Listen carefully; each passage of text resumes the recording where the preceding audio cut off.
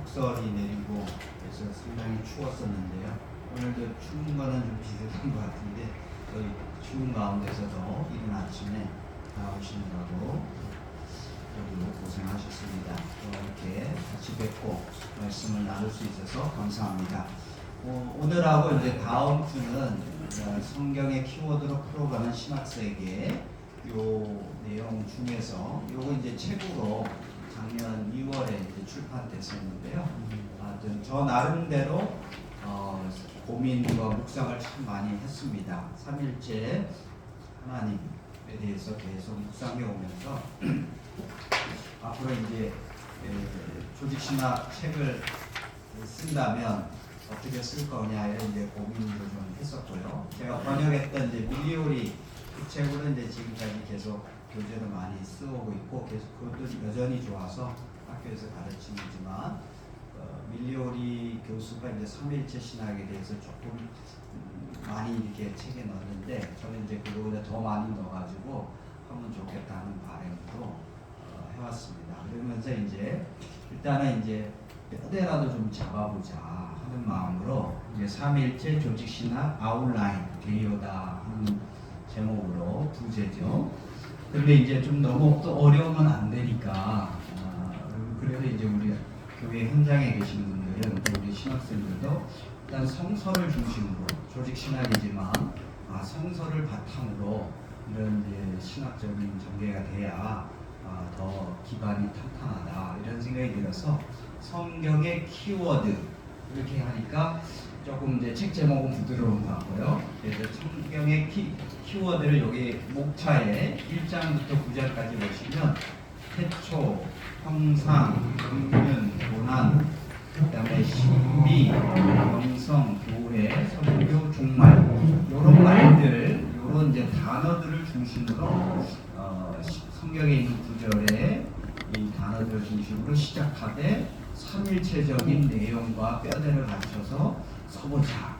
그래서 이제 요거는 이제 저의 앞으로의 이제 신학 체계의 기본 뼈대고요. 그 중에서 이제 기독론 관련된 분, 예수 그리스도와 관련된 그분이 이제 4장, 5장 엮여져 있는데 이제 올해 2월에는 이제 기독론부터 삼일체 중심주의 기독론 이런 책을 지난 2월에 나와가지고 이번 3월부터 이제 수업 교재로 쓰고 있습니다. 그래서 이제 근데 보면 제가 삼일체 하나님을 정말 알고 싶어가지고 계속 고민하고 공부하고 또 기도하고 묵상했는데요. 그거에 이제 어려운 뼈대가 좀 됐는데, 하여튼 요번에는 2장하고 3장 살펴보겠습니다. 1장에 이제 태초도 우리가 흔하게 창세기 1장 1절에 태초에 그 다음에 요한복음 1장 1절에 태초에 하죠. 우리는 그냥 먼 옛날 몇천 년이든 요즘 몇백만 년이든 하여튼 오래 전에 하나님이 창조하셨다 이렇게만 생각하고 태초에 넘어가 버리잖아요. 물론 하나님 창조하실 때 얘기하고 근데 태초에라는 말도 생각해 보면 또 찾아보면 굉장한 의미가 있어서 그래서 이제 1장부터 삼일체적인 신학으로 태초에 대해서 생각을 해봤고요. 그 다음에 이제 2장, 3장인데요. 하여튼 2장, 그 다음에 이제 제 목차, 이 책의 목차 전체를 이렇게 꼽아보니까 여러분들 이제 딱 보시면은 9개 주제로 키워드로 되어 있는데 각 장의 절의 제목들 다 보시면 매 장마다 삼일체가 뭐가 들어가죠. 그래서 몇 장 1, 2장 쓰면서 나중에 이거 보니까 저 제목에 제가 쓰는 글의 제목에 절의 제목에는 다 삼일체가 들어가더라고요. 이게 이제 패턴이 되더라고요. 그래서 다음부터 3, 4, 5장부터 9장까지 쭉 갈 때 그런 패턴이 되도록 이렇게 쓰게 됐습니다. 그래서 하여튼 특징은 잘은 몰라도 매 장마다 삼일체 하나님이 다 연결되어 있네요. 기존의 이제 조직신학 책을 보시면은 이제 9장이든 10장이든 14장이든 그 중에 하나가 실론이고 실론 아래서 삼일체를 조금 나눕니다. 근데 이제 밀리오리 책은 4장 14장 중에서 4장이 신론인데 아예 제목 자체가 삼일체라는 거고요. 공동체. 저는 이제 삼일체로는 별도로 다른 것은 아니고 1장부터 9장까지 다 어떻게 엮여지도록 이렇게 했기 때문에 이런 이제 특징을 보시면 요렇게 하는 것도 뭐 굉장히 머리가 아팠습니다. 근데 하여튼 모든 주제들이 성경의 모든 단어나 우리 생각하는 신학적 모든 주제들이 삼일체론과 다 연결된다라고 하는 걸 이제 보시면 되겠습니다. 자, 오늘은 이제 2장의 형상, 다음 주에는 이제 경륜 인데요. CBMC라서 다음 주 경륜에는 꼭 다들 오시면 좋을 것 같아요. 왜냐하면 경륜이란 말이 오이코노미아인데 이 오이코노미아라는 말이 그리스에서 영어 단어 이카노미가 나왔거든요. 경제라는 말이 오이코노미아에서 나왔습니다. 근데 이제 오이코노미아라는 말이 성경 안에 쓰여지면 경륜으로 번역되는데 그게 이제 일상생활에서는 이카노미로는 경제가 되거든요. 그래서 저는 이제 현장을 생각하면서 우리의 경제, 가정 경제든 국가 경제든 이 경제의 중요한 원리는 하나님의 경제, 오이코노미아, 하나님의 경륜이다. 이런 생각이 드는데 도움이 되실 것 같아서 네, 하여튼 2장도 도움은 많이 됩니다. 하나님의 형상에 대해서 오늘 말씀 창세기 1장과 골로새서 1장 여기 있는 구절 같이 읽도록 하겠습니다.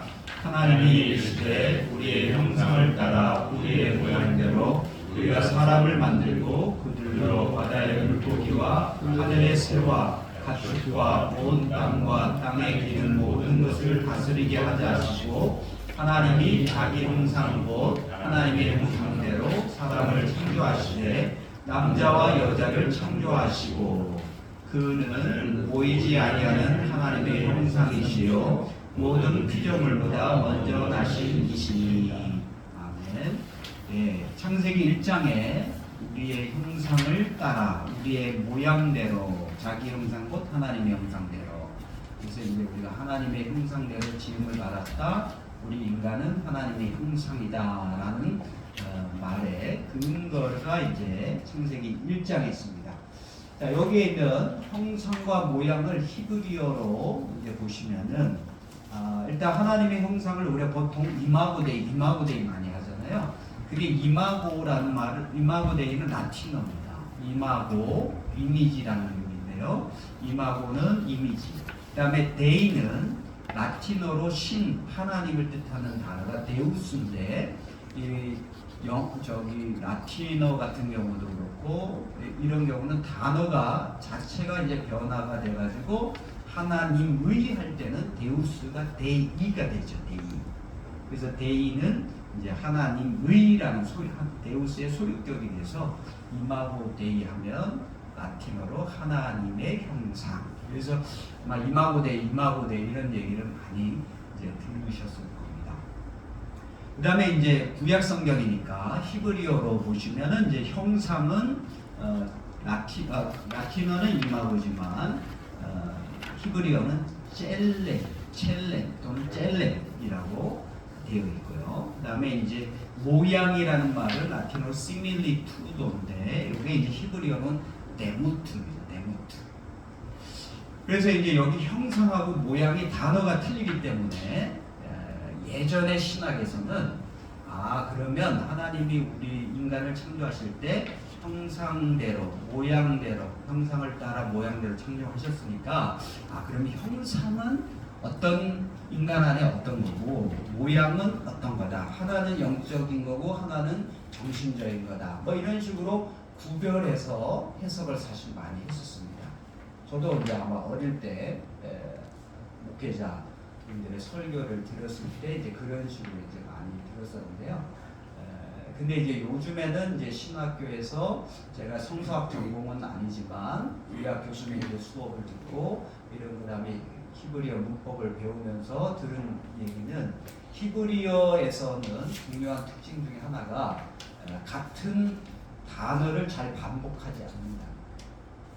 같은 의미인데 뭔가를 얘기할 때 같은 단어를 계속 반복하면 쓰면 이제 문법적으로나 문학적으로는 이제 반복이 되면 한편 좀 그걸 피한다.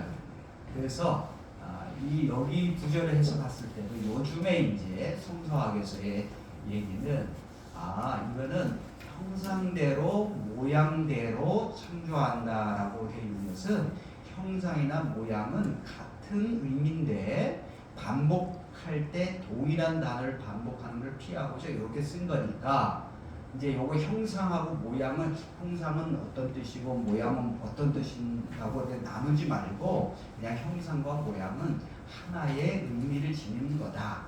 예를 들면 이제 저 창공을 보라 푸른 하늘 이럴 때 푸른 하늘이나 창공은 같은 의미인데 그러나 이제 창공을 보라 저 창공은 이렇게 되면은 이제 문학적으로는 좀 지루해지잖아요. 그러니까 물론 반복이 되면 운율이 생기기는 하지만 그러나 이제 또 다 같은 단어가 너무 이렇게 동일하게 나오면은 그런 이제 하여튼 언어적으로는 그러기 때문에 요거 이제 피하는 방법으로 이제 히브리어의 특징이 이런 게 많다는 거죠. 그래서 이제 지금은 성서학자들의 얘기가 형상과 모양을 자꾸 분리하지 말고 단어 자체는 구별되어 있지만 의미는 같은 걸로. 그러니까 이제 하나님의 형상이라는 단어 하나로 대표적으로 하나님의 형상도 있고 하나님의 모양도 있는데 그럼 모양은 뭐예요? 이렇게 해서 자꾸 따지기보다는 이제 형상과 모양의 대표는 어쨌든 형상이다. 이렇게 해도 문법적으로는 큰 문제가 없습니다. 요거는 이제 조직신학의 얘기보다는 이제 구약 성서학의 얘기죠. 그래서 지난번에도 한번 말씀드렸는데 창세기 1장 할 때 태초에 하나님이 할 때 하나님이라는 말이 엘로힘 복수다 그랬잖아요. 복수. 그래서 이제 교회 주보 지난 주에 갖고 와서 보니까 이 교회에 소리 엘 하신 목사님이 협동 목사님인가 협동 사역자로 돼 있던데요. 주보에 보니까. 선교 목사님.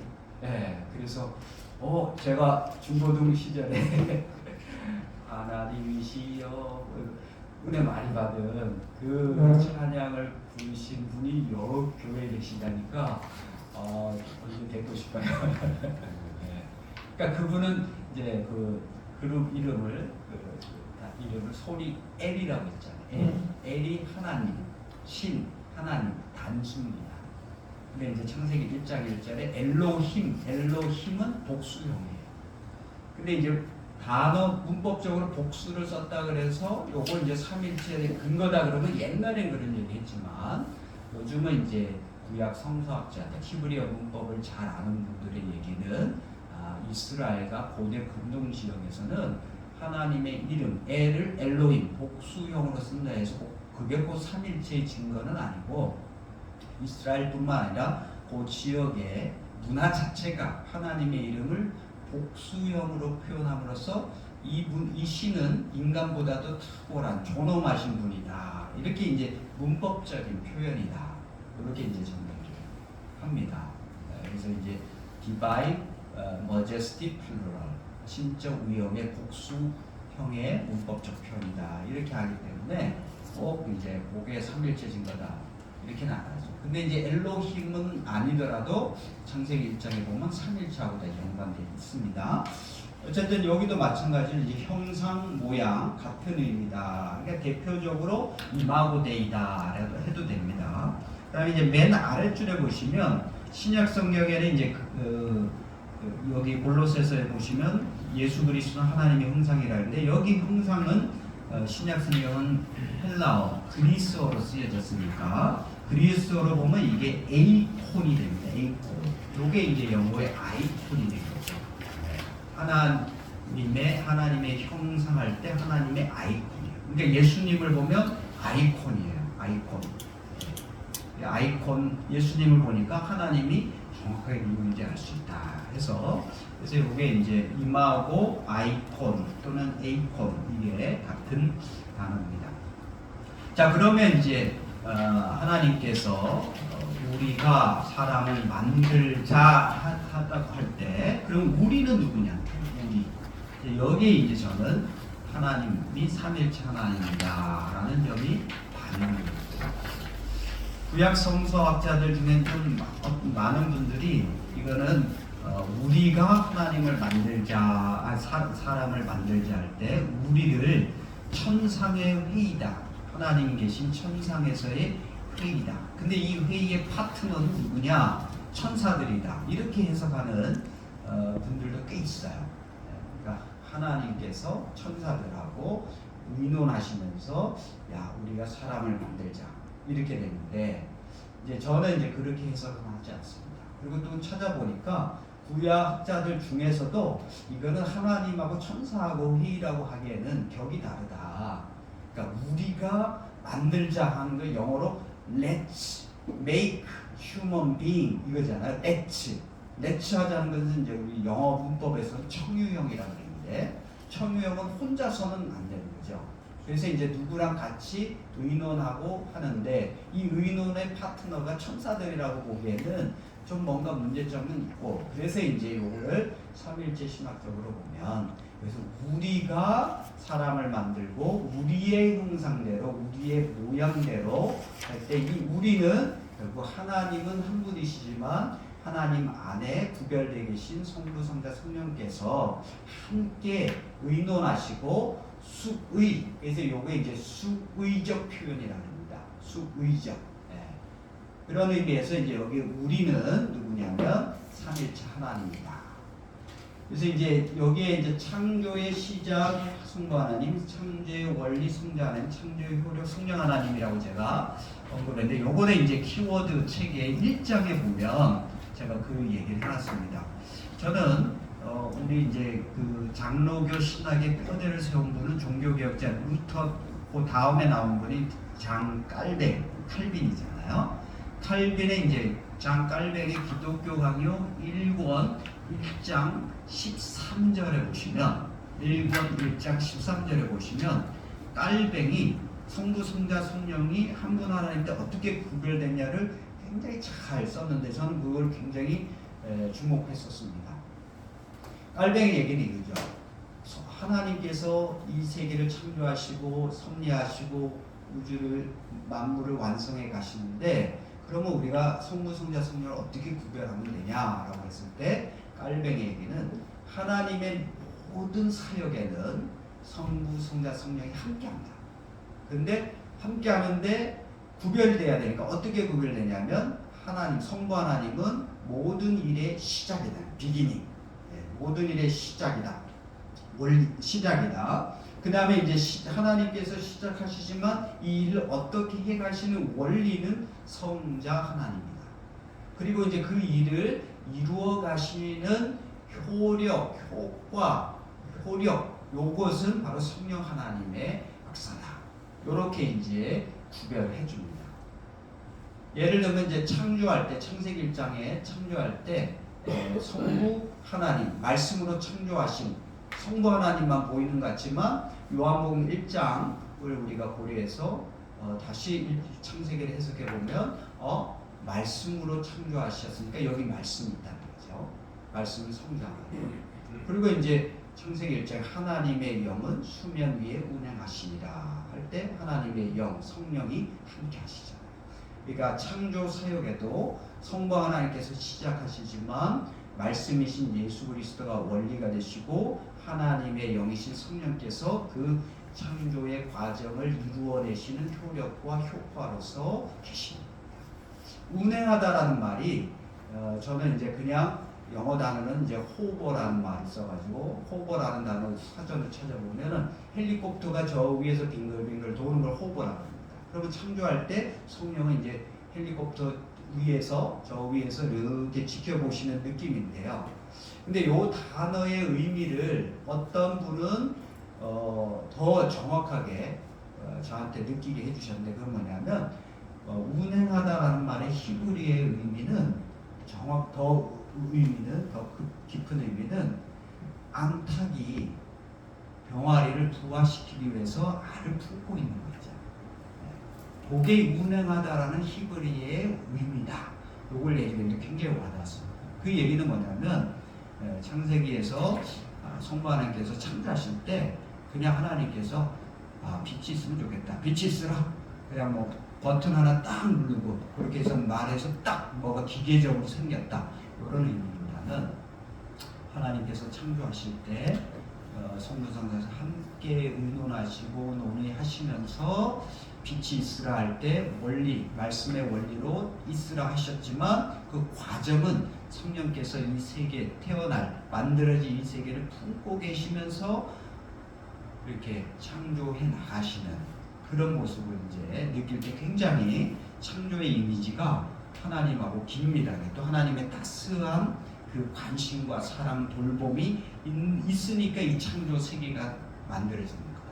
이런 의미로 이제 다가왔거든요. 그래서 이제 그 얘기를 깔뱅이 그렇게 원리적으로 했기 때문에 저는 이제 그것을 삼일체 하나님의 트라이운 투게더니스다. 트라이운 삼일체 하나님의 투게더니스다. 하나님은 모두 함께 하시는데 다만 구별하자면 시작과 원리와 효력으로서 함께 하신다. 이런 요 원리로 보면은 그러면 이제 하나님께서 우리의 형상대로 우리의 모양대로 창조하자 하실 때도 하나님 혼자가 아니라 단순히 천사대라고 아니라 하나님께서 성부, 성자, 성령 하나님께서 함께 의논하시고 함께 창조해 나가시는 그런 과정을 생각해 볼 수 있습니다. 자, 그러면 하나님의 형상이라는 말은 그러면 하나님의 형상대로 우리가 사람을 만들자 했을 때 이 형상이라는 말은 어떤 의미냐라고 했을 때 오늘날 삼위일체 신학에서는 코이노니아, 관계성, 공동체성, 교제성 한마디로 코이노니아, 교제, 친교, 사귐, 연합 이거를 얘기합니다.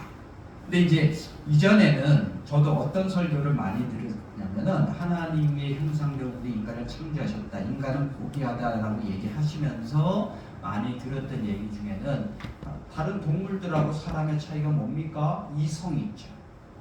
그래서 이런 얘기를 이제 갖고 오셔가지고 인간은 이성적 동물이니까 다른 동물들은 이성이 없으니까 인간은 이성적 동물이니까 여기서 하나님의 형상대로 창조하신 것은 인간에게 이성을 주신 거다. 이렇게 이제 설교를 많이 드렸고요.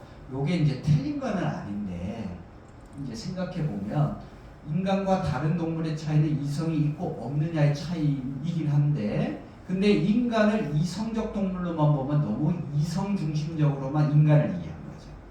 사람에게는 이성만 있는 게 아니라 감성이라든지 의지, 어떻게 보면 지정의가 다 같이 있는 건데 너무 이성 중심적으로 사람을 보고 있는 한계점이 있다. 이런 이제 비판, 성찰들이 있기 때문에 이성도 주신 거는 맞는데 그렇게만 보면 뭔가 약하다는 거죠. 또 다스리게 하자 하시고 뭐 이런 걸로 봐서 통치권을 주신 거다. 우리의 형상대로 사람을 만들자 하신 다음에 다스리게 하자 하시니까 그러면 이제 통치권을 하나님의 형상은 통치권이다. 우리가 이 세상을 지배하고 다스릴 수 있도록 통치권이다. 이런 이제 설교도 있었고요. 근데 이제 요것도 이제 통치권이라고 하는 게 틀린 건 아니겠죠. 하나님께서 창조하신 걸 다스리시되 다만 인간을 청지기로 세워서 대리해서 다스리도록 하는 점에서는 의미가 있는데 이게 자칫하면 이제 통치하다는 말이 지배라는 말이 자칫하면 다미네이션 막 진루로는 지배 뭐 이렇게 될 가능성이 있기 때문에 요거는 이제 틀린 건 아닌데 조금은 이제 조심해서 설명해야 되고 또는 이제 요 부분 그 이성이다 그 다음에 통치권이다 요걸 조금 약화시켜서 이제 교회에서 많이 듣는 게 문화적 창조력이다. 하나님께서 우리를 만드셔서 하나님의 형상을 만드셔서 이 땅을 다스리게 하시는 걸 보면은 우리로 하여금 문화적인 창조력을 가지고 이 세상의 문화를 바꿔나가라. 조금은 이제 완화돼서 통치보다 좀 완화돼서 그렇게 한 부분이 있어. 그것도 틀린 건 아니에요. 다 의미가 있는데 그러나 이제 좀 더 적합하고 좀 더 풍성하게 얘기해 줄 수 있느냐라는 점에서는 오늘날에는 하나님의 형상이라고 하는 것은 하나님 자신이 삼일체 하나님이시니까 그런 의미에서 본다면 성부, 성자, 성령께서 함께 관계를 맺으시고 서로 사랑하시고 평등하신 모습의 공동체니까 오늘날의 하나님의 형상 관계성, 공동체성이다. 이게 이제 성경 안에 있는 단어로 교제성이라는데 이게 교제라는 말이 그리스어로 코이노니아잖아요. 코이노니아라는 말이 우리 교회에서는 지금 많이 사용되는 의미는 어떻게 쓰여졌습니까? 우리 성도 간의 교제, 친교. 그래서 예배는 예배고 예배 끝나면 식사할 때 친교의 자리 또는 어디 교회 야유회를 가면 수련회를 가면 레크레이션 할 때 우리가 친교를 잘하자 이런 의미로 많이 쓰여지는데요.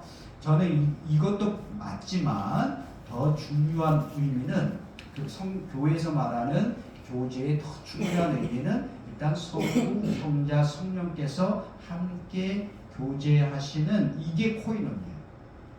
그 다음에 이제 우리를 하나님께서 불러주셔서 이 하나님 성부, 성자, 성령 삼일체 하나님의 코이노니아에 우리로 하여금 참여하게 하신 거죠.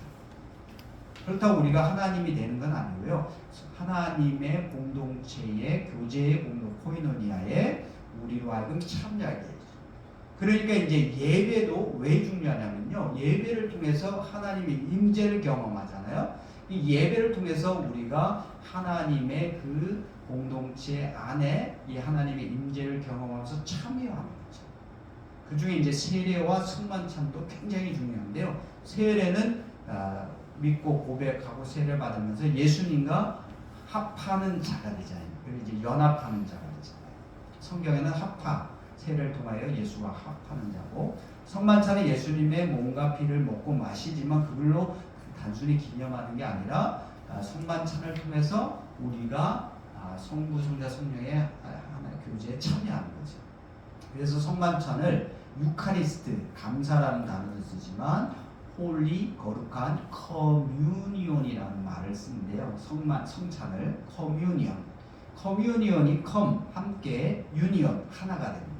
성찬은 커뮤니온, 함께 하나가 되는 겁니다. 성부, 성자, 성령께서 하나 되신 것에 우리가 성찬에 참여하면서 거기에 하나가 되는 것을 느끼고 또 참여하는 거죠. 이런 점에서 이제 사실 세례도 성찬도 예배에서 굉장히 중요한 요소인데 이게 이제 이런 의미가 약화되기 때문에 그냥 이렇게 형식적으로 지내는 경우가 많이 있습니다. 자, 그래서 형상은 하나님 자신의 교제, 관계성, 공동체성이고 그렇기 때문에 하나님의 형상대로 하나님의 모양대로 우리를 창조하셨다는 것은 우리 인간이 하나님의 형상인데 혼자 살아가도록 하신 게 아니라 우리 인간을 창조하시고 관계 안에 살아가고 관계성 안에. 그래서 보면 처음에는 아담을 창조하셨지만 하나님이 보실 때 독처하는 것이 별로 좋지 않았잖아요. 그래서 이제 그 다음에 또 이제 2장에 가면 사람을 창조하시되 아담과 하와로 남자와 여자로 창조하시고 하는 말은 남자든 여자든 인간은 혼자 있는 존재가 아니라 관계성 속에 살아가는 존재다. 요런 얘기를 합니다. 근데 이제 관계성에 관한 얘기가 공동체에서 말하는 얘기가 신학자 중 칼바르트는 스위스 사람이고 독일에서 활동하다가 어떤 히틀러의 저항에서 이제 대학 교수에서 잘려가지고 다시 이제 스위스 와서 활동했고 이제 20세기 신학자 중에서 굉장히 유명하신 분인데요. 이분이 이제 인간에 대해서 다룰 때 서양 사람들은 인간하면 항상 한 사람, 휴먼 퍼슨 할 때 이 퍼슨 항상 인디비주얼, 개인주의적인 인간을 많이 생각하는데요. 칼바르트는 이제 이런 통찰을 얻었는지 인간이라고 할 때는 항상 관계적인 인간이다라는 의미로 영어 단어를 억지로 만들면 이제 co라는 단어에서 co-humanity. humanity는 인간성 또는 인간성인데요. 인간을 얘기할 때 코라는 말을 콕 넣어줘서 그걸 이제 번역할 때 공동인간성이다. 이렇게 관계적 인간이다. 이제 관계적 인간이라는 관련해서는 이제 우리가 많이 아시는 마틴 부버라는 사람의 나, 너라는 책 있잖아요. 한국말로도 번역드리는데 나, 너. 그거는 이제 부버가 오늘 현대인들 근대 시대에 지나오면서 사람의 모든 관계가 비인격적인 관계가 됐다. 그걸 이제 표현하면 나와 그것의 관계, 나와 그것의 관계가 되는데 이게 아니라 인격적인 관계가 돼야 된다 하는 게 이제 I, it의 관계가 아니라 I, you의 관계. 책 제목 I, thou의 관계. thou는 you의 옛날 표현이죠. 그래서 나와 너의 관계, 인격적인 관계가 돼야 된다. 라고 하면서 이제 제안을 하죠. 그러면서 이제 인격적 관계가 굉장히 중요하다라고 얘기를 했는데 여기서 조금 더 나가면 레비나스라고 하는 철학자는 타자의 윤리를 얘기하면서 타자의 윤리는 뭐냐면 타자가 있기 때문에 내가 있는 거다. 이제 기존의 이제 서양의 개인주의는 내가 있으니까 너가 있다 이렇게 생각하는 거예요. 그게 이제 자아 중심적이죠. 항상 나 혼자 있고 그 다음에 너가 있다. 그래서 이제 요거 대표적인 사람이 이제 데카르트를 지목을 해서 데카르트의 그 유명한 말 나는 생각한다. 그러므로 나는 존재한다. 요 말이 참 좋은 말이긴 한데요. 이제 오늘날 이제 비판적으로 보는 분들은 그게 좋은 말이긴 한데 너무 나를 먼저 생각합니다.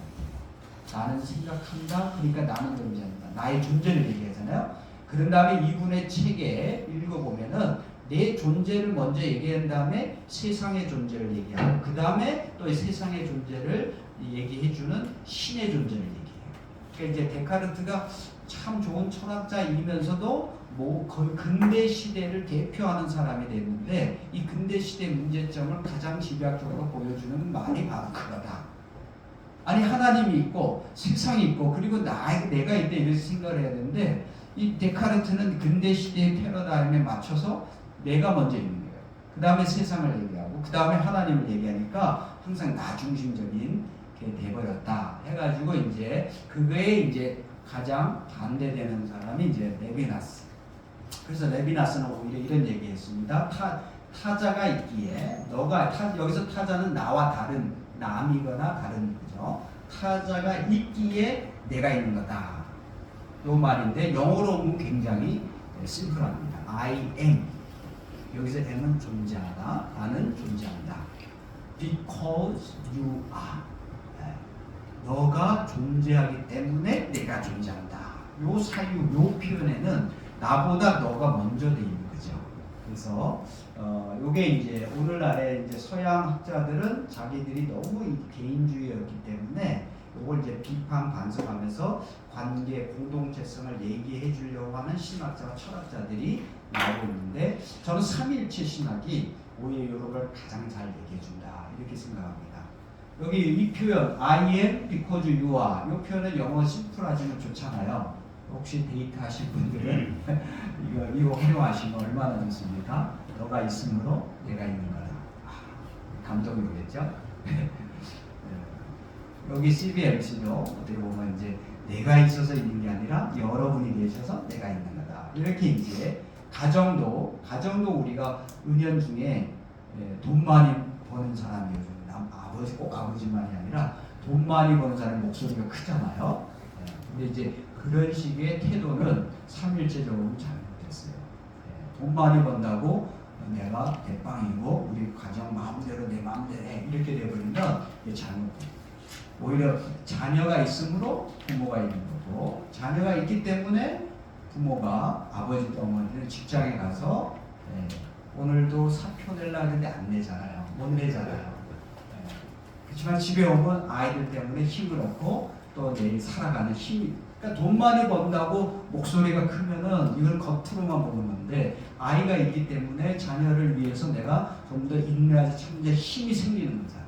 그렇게 보면 사실은 네가 있어서 내가 있는 거지 내가 있고 내가 돈 벌어 와서 우리 집에 있는 거다 이런 생각은 착각인 거죠. 이렇게 원리적으로 생각해본 게 참 많습니다. 생각해보면 우리 한국말에는 인간에 대한 이해가 이런 게 이미 담겨져 있더라고요. 그래서 사람인과 사이 간자 사이라는 말이 between이잖아요. betweenness, human betweenness. 사실 우리에게는 사람에 대한 이해가 인디비주얼한 이해보다는 공동체적이에요. 근데 이제 젊은 사람들한테 이런 얘기를 하면 조금은 불편해합니다.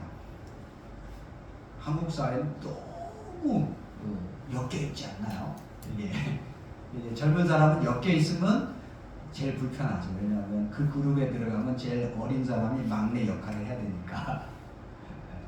그런 점에서 이제 보니까 한국과 동양, 아시아 쪽은 어떻게 보면 관계와 공동성이 있는데 이게 이제 수평적인 조금 동등한 의미의 관계라기보다는 굉장히 수직적이고 하이라키, 위계 질서적인.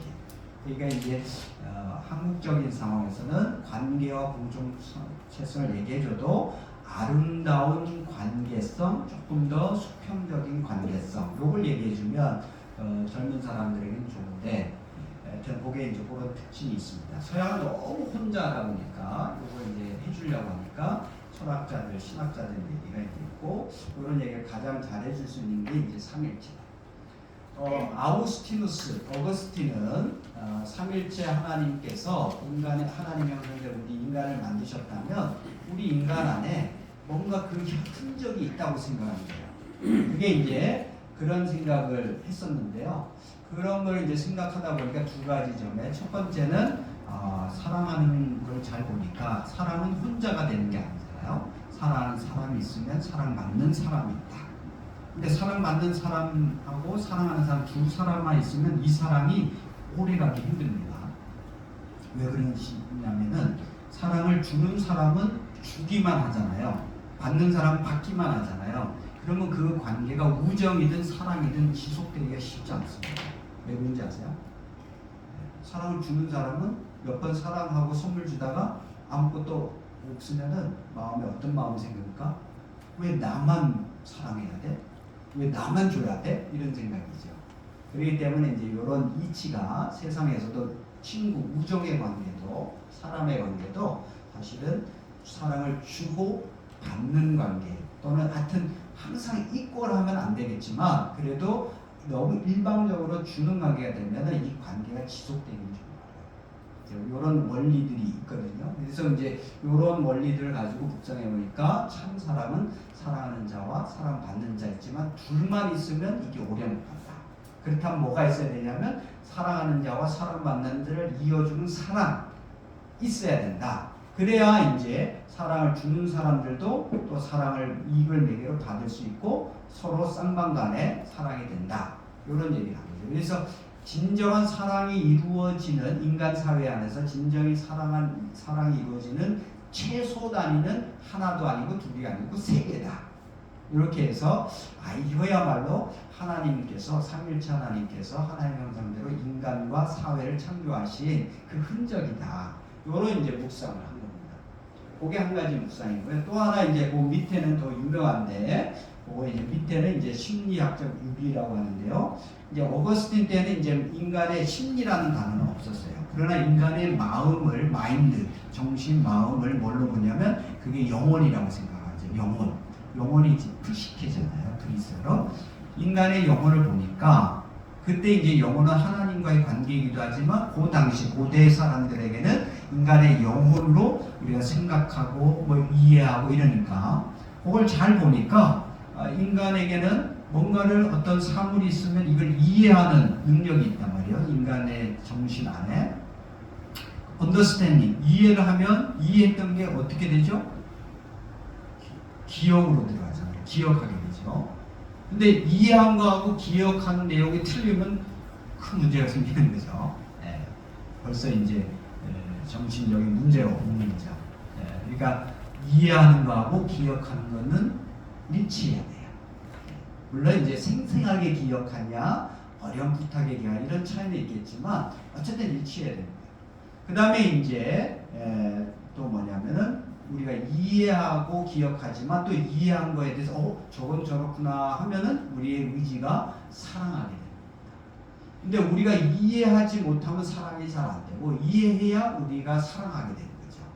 그래서 이제 인간의 정신, 영혼을 잘 보니까 이해하는 기능하고 기억하는 거하고 또 그것을 사랑하는 것은 세 가지 기능으로 구별되지만 이게 일치해야 되는 거죠. 이해는 안 되는데 사랑한다? 그거는 좀 위선일 가능성이 있고, 그죠? 그러니까 이게 일치해야 된다. 그래서 인간의 영혼을 보니까 우리 인간의 영혼의 중요한 기능이 understanding, 그 다음에 remembering, 그리고 loving. 이것이 세 가지로 구별되는데 유니티를 이루더라.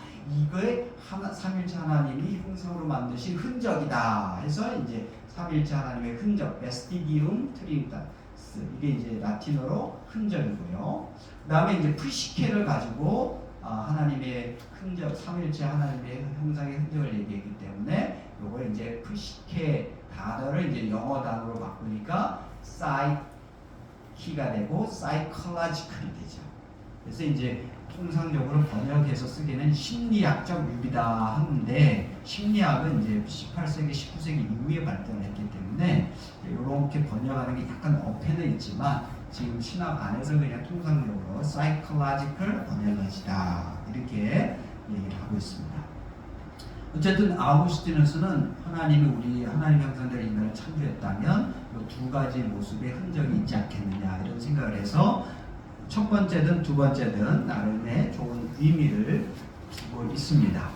자, 오늘날에는 어쨌든 하나님의 형상은 삼일체 하나님의 관계성, 공동체성, 코이노니아다 했건데요. 그 다음에 그래서 이제 하나님의 형상이 의미하는 것은 관계 안에서 공동체로 살아가는 교제의 삶이다. 근데 여기에 관계라는 말은 상중적일 수 있는데 하나님과의 관계죠. 아담과 하와를 창조하셨지만 좋은 삶은 어떤 삶이요? 하나님 창조하신 하나님과의 아름다운 관계. 그 다음에 이제 아담만 창조하신 게 아니라 아담과 하와를 창조하셨으니까 인간과 인간과의 관계. 그리고 인간만 딱 창조해서 놓으신 게 아니라 어디죠? 이 세계, 당대 첫 타락, 죄와 타락 이전에는 에덴 동산이라고 하는 자연 세계 속에 두셨으니까 창조 세계와의 관계, 이런 이제 삼중적 관계 속에서 아름답게 살아가는 모습이 바로 하나님의 형상이고, 이렇게 아름다운 관계 속에서 살아가는 모습이 이제 성서의 용어로는 구약 히브리어 용어는 샬롬입니다.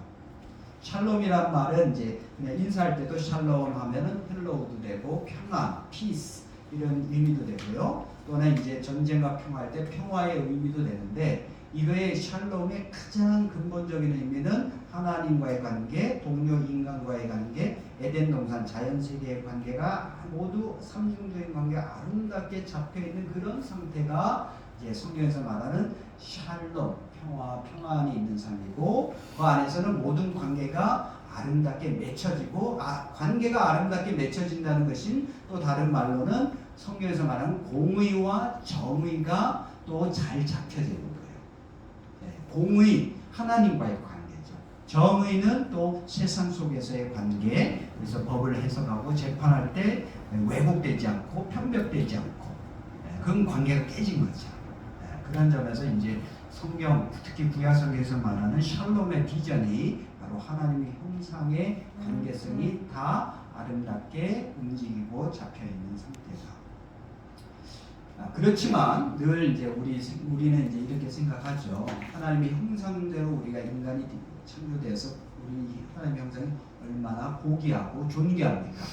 그러나 우리 인간이 아무리 고귀하고 존귀하다 해도 우리는 인간이지 하나님은 아니잖아요. 그런 점에서 하나님의 형상을 얘기해도 항상 하나님은 하나님이고 인간은 인간이다라고 늘 생각을 해야 되고, 그 다음 이런 관점에서 이제 성경 구절을 다시 정확하게 보면 창세기 1장 아까 그 말씀에서 하나님의 형상대로 사람을 창조하셨죠. 그렇지만 사람 자체가 하나님의 형상이다 이런 표현은 없습니다.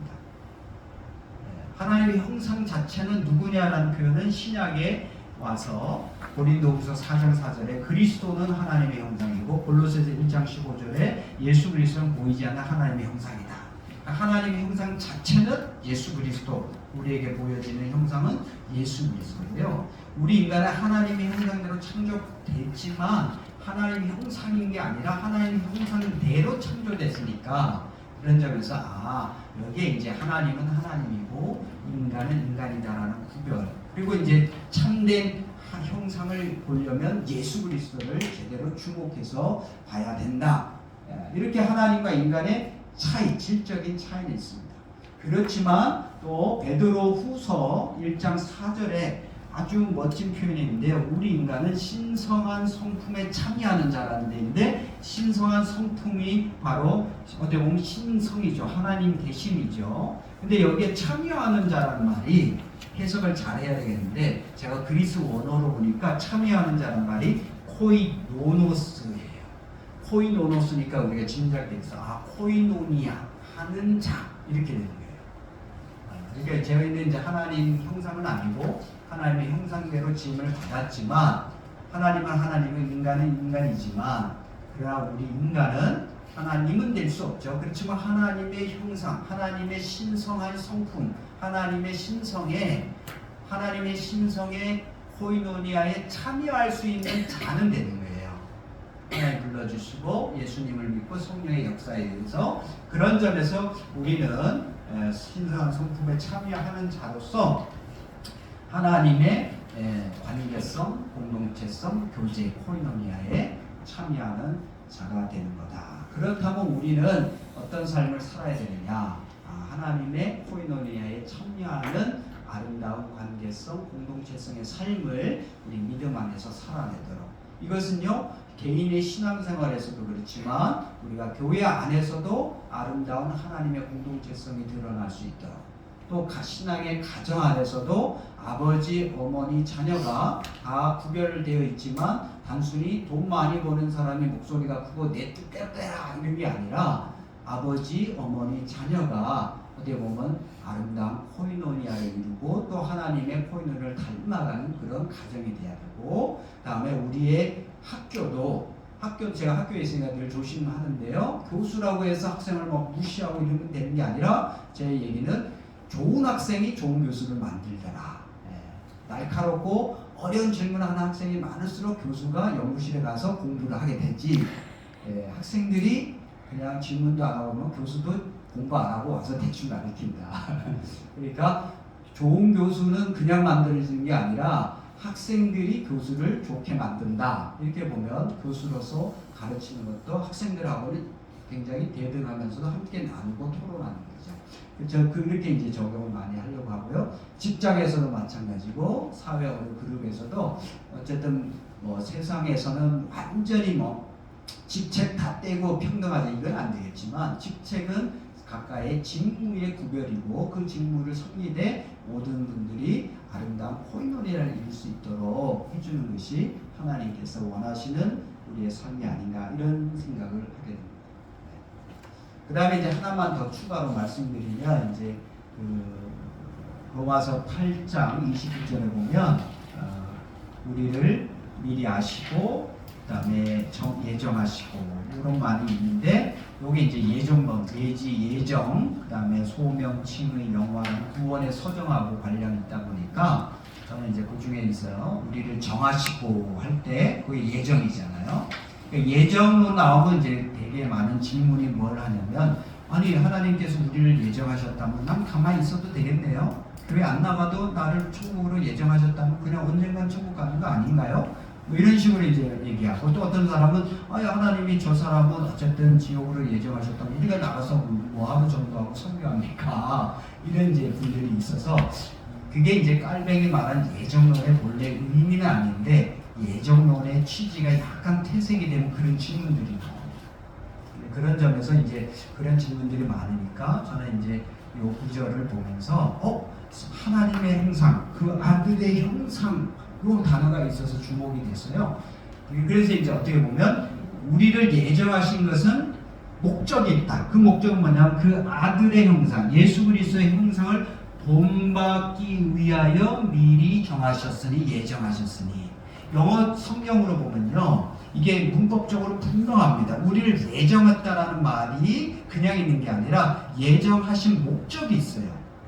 하나님께서 우리를 예정하신 것은 바로 그 아들의 형상 예수 그리스도의 형상을 본받도록 우리를 예정하셨죠. 그러니까 예정을 생각할 때는 로마서 8장 29절의 말씀을 생각하시라. 그러면 예정은 항상 목적을 생각합니다. 하나님이 나를 예정하셨다면 나로 하여금 이 땅에서 살아갈 때 예수 그리스도의 형상을 닮아가도록 예정하셨다. 그러면 이제 어차피 뭐 천국 가는 거 아닌가요? 그러면 아니야. 천국 가게 예정하셨더라도 그 목적은 예수 그리스도의 형상을 닮도록 하는데 너는 지금 예수 그리스도의 형상을 닮아가고 있느냐 아니냐 이게 굉장히 중요한데 그냥 교회도 안 나가고 어차피 천국 간다 이런 얘기만 하면은 그는 너를 예정하신 그 목적에 적합한 삶을 살고 있지 않는 거다.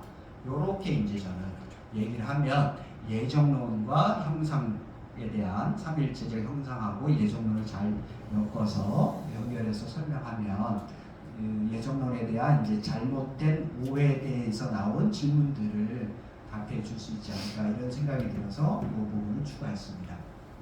자, 여기까지네요. 어쨌든 하나님의 형상이 공부해 보니까 굉장히 많은 얘기들이 나올 수 있는 부분이었고 또 저는 이제 삼일체 신학의 관점에서 보니까 더 풍성하게 볼 수가 있어서 이렇게 책으로도 또 여러분과 오늘 나눌 수 있었습니다. 감사합니다.